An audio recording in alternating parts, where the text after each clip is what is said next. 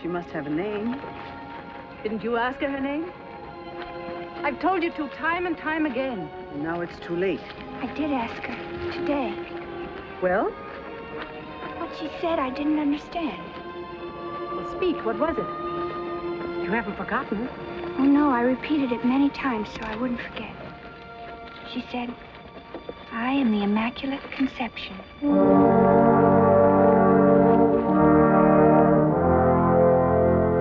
Immaculate Conception? Immaculate Conception. Do you know what it means? I am the Immaculate Conception. Don't be afraid, my child. I sent for you to help you, not to scold you. Well? No, Your Reverence. I do not know what it means. Do you know the meaning of the word immaculate? Yes, I know that. An immaculate thing is clean. Good. And conception? Well, we'll leave that for the moment. Do you know what we mean when we speak of the original sin? Yes. The original sin was committed by Adam and Eve when they did not remain faithful to God, but broke his command. Father Pumian taught you that, didn't he? Now think hard. Didn't he also speak of the Immaculate Conception? No, Father, I never mentioned that dogma. It doesn't belong to the pedagogic material of the elementary class. Perhaps Sister Vozu discussed it. I'm sure she didn't. Well, you must have heard the expression somewhere. Now try to remember. Maybe I've heard about it, but I don't remember. Very well. I'll try to explain it. The Most Blessed Virgin Mary was preserved free from all stain of original sin, even from the first instant of her presence in her mother's womb. God did this for her because she was to be the mother of Jesus Christ. A most singular privilege of grace. Do you understand that, Bernadette? No, Your Reverence. Why should you? Great scholars have racked their brains about it for centuries. But perhaps you can grasp this one thing. If the Most Blessed Virgin were to speak, she could not say of herself, I am the Immaculate Conception. All she could say would be, I am the fruit of the Immaculate Conception. Birth and conception are events, but a person is not an event. You can't say, I am conception. I am birth. Consequently, your lady is guilty of an inexcusable blunder. You must admit that. The next time I see her, I will tell her, Your Reverence. Excuse me, Father. I promised to look in on Madame Senac. Certainly. Goodbye, Bernadette. Goodbye, Father Pumian.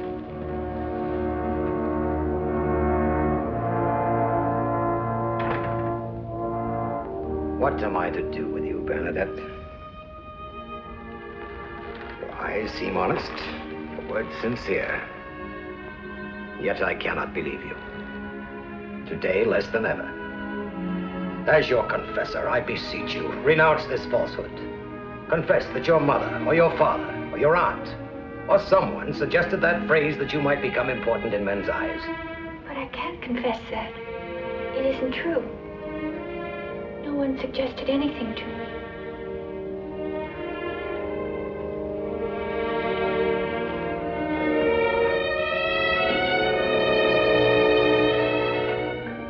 Have you ever thought about your life and what your future would be like?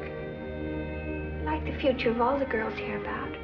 After First Communion, girls may indulge in proper pleasures. They go to dances, the festivals, meet young men. And after a time, please God, they marry and have children. Wouldn't you like to be such a girl? Oh, yes. I'd like to go to dances.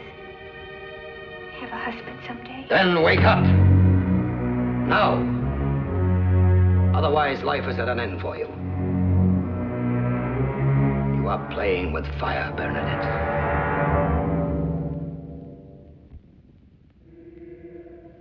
Commissioner. Yeah? That spring at the grotto, the people are drinking quite a bit of that water, aren't they? By the bucketful. What they don't drink, they carry away in pots and pans and bottles. That's good. Well, they're still at it. You thought it was bad before. You ought to take a look at it now. Sick, lame, canes, crutches.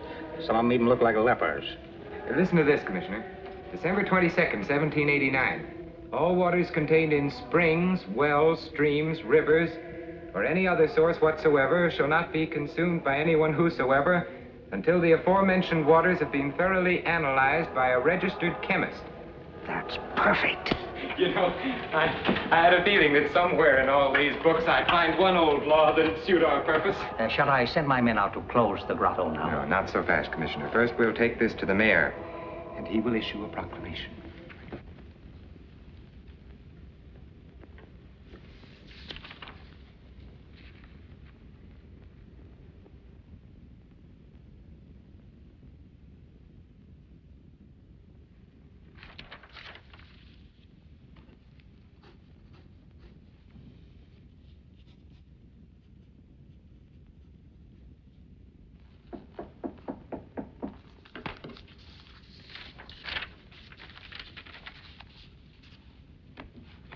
Come in.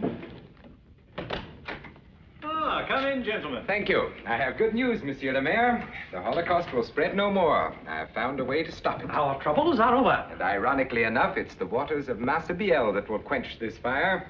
It's an old law, 1789. Look there, read it. In the interest of public health. Of course, for such an important analysis, we'll have to have the opinions of many chemists. And that might take months and months and months.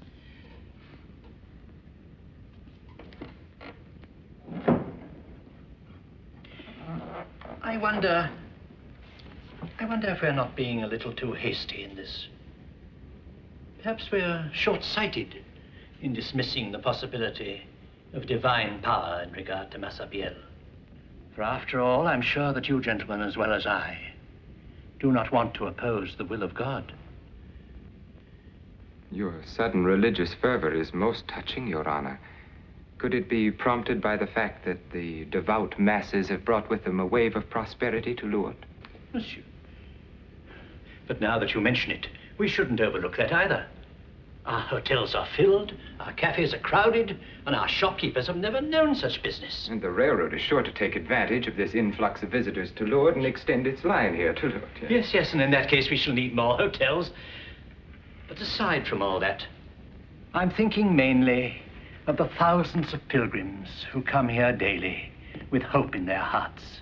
If they derive any benefit from the water of Massabielle, who are we to deprive them of it? Then to think of the vast number who cannot come to Lourdes.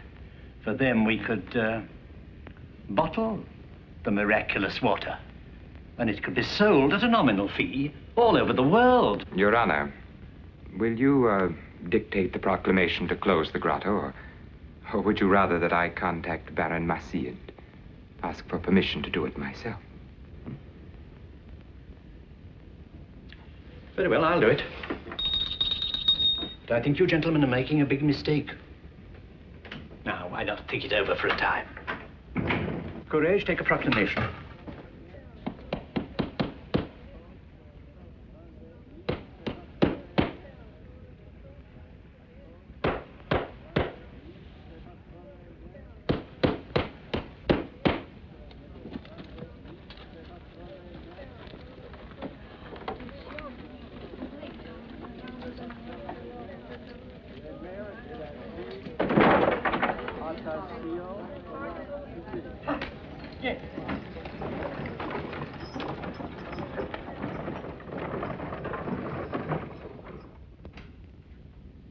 Oh, come in, Commissioner.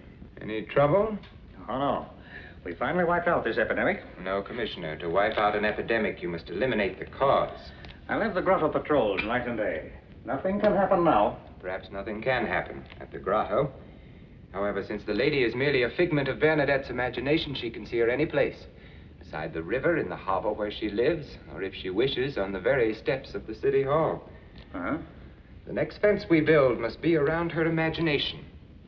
Have you ever heard of Dr. DeVoe? Yes. I've just written him asking him to come to Lourdes for a few days.